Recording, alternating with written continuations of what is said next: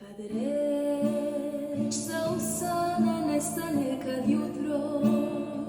na tren zastane, kad se magla nad sve